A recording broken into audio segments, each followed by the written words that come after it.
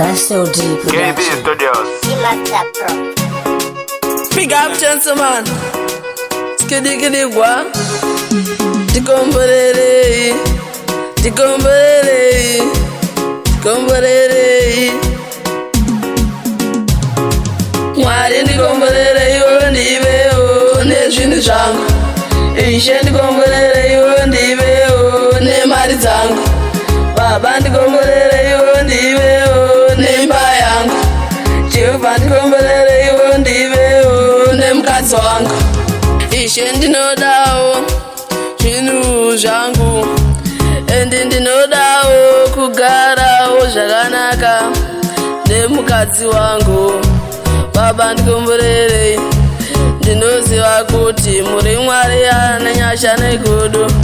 Mwari ndikomberere iwe ndivewo nezvinhu zvangu. Ishe ndikomberere iwe ndivewo nemari dzangu. Baba ndikomberere iwe ndivewo nemba yangu. Jehovha ndikomberere iwe ndivewo nemukadzi wangu. Ishe ndinodawo zvinhu zvangu, endi ndinoda kugara zvakanaka nemukadzi wangu. Baba ndikomberere iwe, ndinoziva kuti muri Mwari ane nyasha ane godo uye ane shanje. Ishe ndinoda kugara zvakanaka.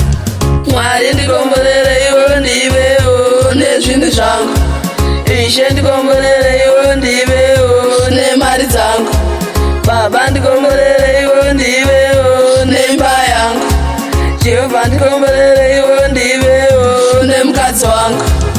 Ishe ndinodawo zvinhu zvangu, endi ndinodawo kugarawo zvakanaka nemukadzi wangu. Baba ndikomberere, ndinoziva kuti muri Mwari ane nyasha negodo. Mwari ndikomberere iwe ndivewo nezvinhu zvangu. Ishe ndikomberere